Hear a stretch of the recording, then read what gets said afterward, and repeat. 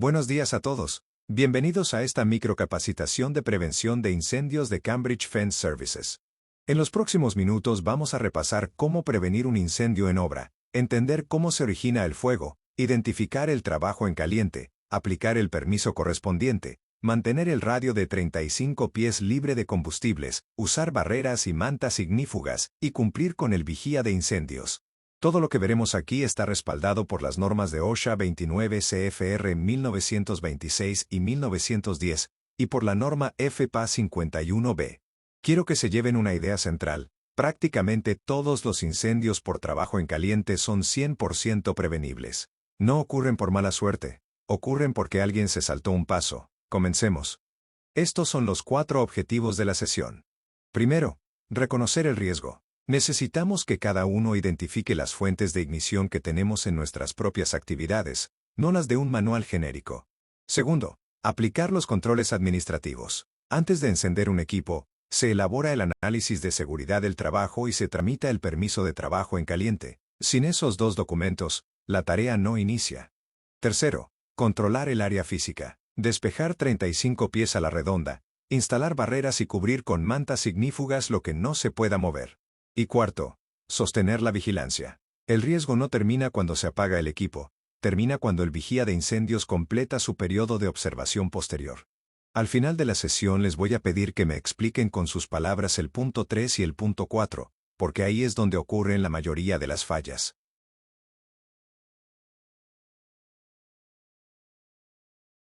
Para prevenir un incendio hay que entender cómo se produce. El fuego necesita 3 elementos al mismo tiempo: calor, combustible y oxígeno. Si falta uno solo de los 3, no hay fuego. Eso es el triángulo del fuego. El calor es el elemento que nosotros llevamos al área de trabajo: la chispa de soldadura, el disco de corte, el esmeril, una superficie caliente o un arco eléctrico. El combustible es todo lo que puede arder y que ya está en el sitio: madera, aislamiento, plásticos, tela, cartón, basura acumulada, líquidos inflamables y vapores. El oxígeno está en el aire, alrededor de un 21%. Prácticamente no lo podemos eliminar, y de hecho las corrientes de aire o una fuga de oxígeno comprimido lo empeoran. Entonces, piensen conmigo, no podemos quitar el oxígeno y en muchos casos necesitamos el calor para hacer el trabajo. El lado del triángulo que sí controlamos es el combustible. Por eso todo el resto de esta capacitación gira alrededor de una sola idea: separar la chispa del material que puede arder. No todos los fuegos se apagan igual. Usar el extintor equivocado puede empeorar el incidente. Clase A son los sólidos ordinarios, lo más común en nuestra obra: madera, papel, cartón, tela, plásticos y basura. Se apagan con agua o con polvo químico seco ABC. Clase B, líquidos y gases inflamables: gasolina, diésel, solventes, pinturas, aceites, propano y acetileno. Aquí se usa espuma, dióxido de carbono o polvo químico seco. Nunca chorro de agua directo, porque el líquido flota sobre el agua y el fuego se extiende. Clase C, equipo eléctrico energizado: tableros, cables, generadores, herramientas y máquinas de soldar. Se usa dióxido de carbono o polvo químico seco. Nunca agua, porque el agua conduce electricidad y usted se convierte en parte del circuito. Clase D, metales combustibles como magnesio, titanio o viruta fina de aluminio. Requiere un agente seco especial. Si ven un fuego de clase D, no improvisen. Evacúen y llamen al 911. En nuestras cuadrillas el extintor estándar es el polvo químico seco ABC, que cubre las 3 primeras clases. Verifiquen la etiqueta antes de usarlo. Quiero que estos números les queden grabados, porque explican por qué somos estrictos con el permiso de trabajo en caliente. Según la Asociación Nacional de Protección contra Incendios, la MFPA, en Estados Unidos ocurren alrededor de 3.400 incendios estructurales al año originados por trabajo en caliente. Eso deja un promedio de 19 muertes civiles al año y $292 millones en daños directos a la propiedad. Miren la gráfica de la derecha. La antorcha de soldadura encabeza la lista con un 36%, seguida de la antorcha de corte con 20% y el equipo de soldadura blanda con 18%. Son exactamente las herramientas que nosotros usamos. Pero el dato más importante es el del recuadro izquierdo. El factor que más contribuye a la ignición no es que el equipo falle, es tener la fuente de calor demasiado cerca de material combustible. Es un problema de distancia y de orden, no de tecnología. Eso es una buena noticia, porque significa que está bajo nuestro control. Nadie necesita comprar un equipo nuevo para evitar estos incendios. Solo hay que aplicar el procedimiento que vamos a ver ahora. Vamos a alinear el lenguaje, porque aquí se generan muchos malentendidos. Trabajo en caliente es toda operación que genere llama abierta, chispas, arco eléctrico, escoria o calor suficiente para encender un material combustible o un vapor inflamable. Fíjense en lo que no dice esa definición. No dice solo soldadura. No dice solo trabajos largos. No dice solo si hay llama visible. A la derecha tiene la lista de lo que cuenta como trabajo en caliente en nuestra empresa. Soldadura de arco y oxiacetilénica, corte con antorcha y con disco abrasivo, esmerilado y pulido de metal, soldadura blanda y latonado, taladrado en metal que genere calor, descongelado de tubería con calor, aplicación de techado con antorcha u ollas de alquitrán, y pistolas de clavos accionadas por pólvora. Presten atención especial al esmerilado y al corte con disco. Es donde más nos relajamos, porque parece una tarea de 2 minutos y no se ve una llama. Pero un disco abrasivo lanza partículas incandescentes a gran distancia, y esa chispa enciende igual que la de una soldadura. La regla es sencilla. Si su tarea produce chispa, llama o calor, es trabajo en caliente, y aplica el permiso. No importa si son 30 segundos. El primer control administrativo es el análisis de seguridad del trabajo, que también conocemos como AST o por sus siglas en inglés, JHA. Ninguna tarea con potencial de ignición comienza sin un AST documentado, revisado con la cuadrilla y firmado por todos los que van a participar. Son 5 pasos. 1. Descomponer la tarea. Separe el trabajo en pasos concretos y en orden: montaje, corte, soldadura, enfriamiento, limpieza y retiro de equipo. No escriba soldar la reja. Eso no es un análisis. 2. Identificar peligros en cada paso. Aquí busque las fuentes de ignición y todo material combustible dentro de los 35 pies. Y por favor, no miren solo alrededor. Miren hacia abajo y miren el nivel inferior, porque la escoria cae. 3. Determinar controles. Barreras, mantas ignífugas, retiro de combustibles, ventilación, monitoreo de atmósfera, equipo de protección personal y dónde va a estar el extintor. 4. Asignar responsables por nombre. ¿Quién suelda? ¿Quién es el vigía de incendios y quién es la persona autorizada que emite el permiso? Sin nombres, nadie es responsable. 5. Revisar y firmar. El AST se comunica a toda la cuadrilla en su idioma, se resuelven dudas y cada trabajador firma antes de iniciar. Y una advertencia final. El AST es un documento vivo. Si cambian las condiciones, si se mueven a otra ubicación, si aparece otro material o entra otro turno, se detiene el trabajo y se revisa el análisis. No se hereda una AST de ayer. El segundo control administrativo es el permiso de trabajo en caliente, y es obligatorio. El permiso es una autorización escrita, emitida por una persona autorizada, válida únicamente para una ubicación, una tarea y un turno determinados. No es un formato que se llena una vez al mes. Se coloca visible en el área de trabajo, se cierra formalmente al terminar y se archiva como evidencia de cumplimiento. Del lado derecho tienen las 8 verificaciones obligatorias. La primera y más importante: preguntar si la tarea puede hacerse en un área designada segura, o con un método que no genere calor. Si se puede evitar el trabajo en caliente, se evita. Esa es la medida más efectiva que existe. Luego, radio de 35 pies despejado. Combustibles fijos cubiertos con mantas ignífugas o protegidos con barreras, aberturas, juntas, ductos y drenajes sellados contra el paso de chispas. Extintor cargado, inspeccionado y disponible de forma inmediata. Atmósfera monitoreada donde pueda haber vapores o gases. Vigía de incendios designado, entrenado y presente. Y finalmente la duración, la ubicación exacta, las firmas y la hora de cierre registradas en el permiso. Escuchen bien esta parte. Sin permiso vigente y firmado, la tarea no inicia. Y cualquiera de ustedes tiene la autoridad y la obligación de detener el trabajo si no ve el permiso colocado en el área. Nadie va a ser sancionado por detener un trabajo. Al contrario. Esta es la regla más importante de toda la capacitación. El radio de 35 pies. Antes de iniciar cualquier trabajo en caliente, todo material combustible y todo líquido inflamable debe estar a más de 35 pies del punto de trabajo. 35 pies son 10.7 metros, aproximadamente 11 pasos largos. Mídanlo, no lo calculen a ojo. ¿Por qué 35 pies? Porque una chispa de soldadura o de corte puede viajar esa distancia horizontalmente, y mucho más si el trabajo es en altura o hay corriente de aire. Una partícula de escoria puede mantener temperatura suficiente para encender un material varios segundos después de caer. Hay 4 acciones, en este orden. 1. Retirar. Sacar los combustibles fuera de los 35 pies. Siempre es la primera opción. 2. Proteger. Lo que no se pueda mover se cubre con mantas ignífugas certificadas o se aísla con barreras y mamparas resistentes al fuego. 3. Sellar. Grietas, juntas, aberturas de piso, ductos y drenajes. Esto se nos olvida seguido.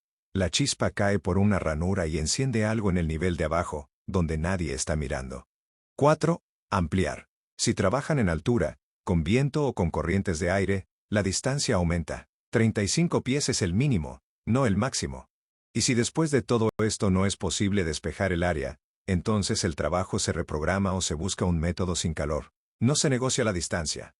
Cuando el combustible no se puede retirar, lo protegemos. Hay 2 herramientas, la manta ignífuga y la barrera. Empecemos con las mantas ignífugas, en la columna izquierda. Use mantas certificadas para trabajo en caliente, fibra de vidrio, sílice o lana cerámica. Y aquí les pido atención. Una lona común, una lona de plástico o una cobija vieja no son mantas ignífugas. Se encienden. He visto ese error más de una vez. Verifique la clasificación de temperatura contra el proceso que va a ejecutar. La soldadura por arco exige mucha más resistencia que la soldadura blanda. Cubra toda la superficie con traslape suficiente y sujeción firme. Una manta que se desliza a la mitad del trabajo dejó de proteger. Inspeccione antes de cada uso. Descarte cualquier manta con perforaciones, quemaduras pasantes, fibra deshilachada o contaminada con aceite.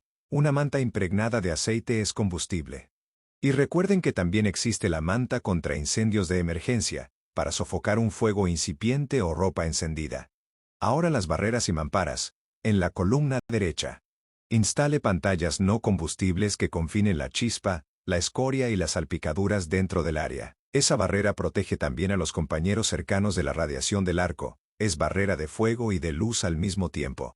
Cubra aberturas de piso, ranuras, ductos y drenajes. Delimite y señalice el perímetro y restrinja el paso de personal ajeno mientras la tarea esté activa. Y si trabajan en altura, coloquen protección debajo del punto de trabajo y asignen a alguien que vigile el nivel inferior. Ahora vamos al riesgo más grave de todos: soldar o cortar cerca de líquidos inflamables. Quiero que se queden con la frase del recuadro rojo: no es el líquido lo que se enciende, es el vapor, y por eso un recipiente que ustedes consideran vacío puede ser mucho más peligroso que uno lleno, porque adentro quedó una mezcla de vapor y aire justo en el rango explosivo.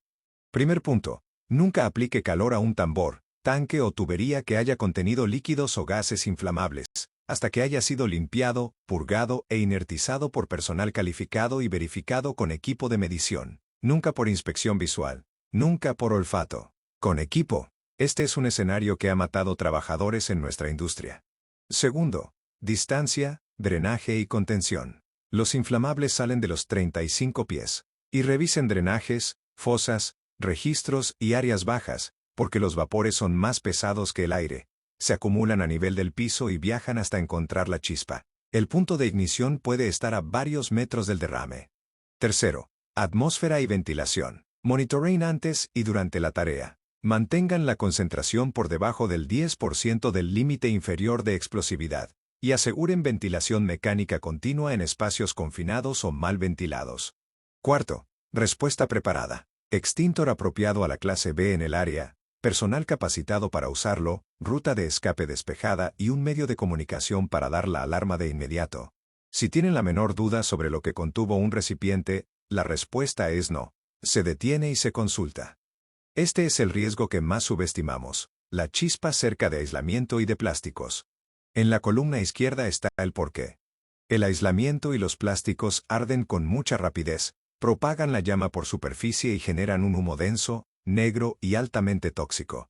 Muchos de estos materiales no solo arden, se funden y gotean encendidos. Ese goteo lleva el fuego al nivel de abajo, a un área donde no hay nadie mirando. La combustión libera monóxido de carbono, cianuro de hidrógeno y cloruro de hidrógeno. En un espacio cerrado, el humo los incapacita antes de que el fuego los alcance. 2 o 3 respiraciones bastan.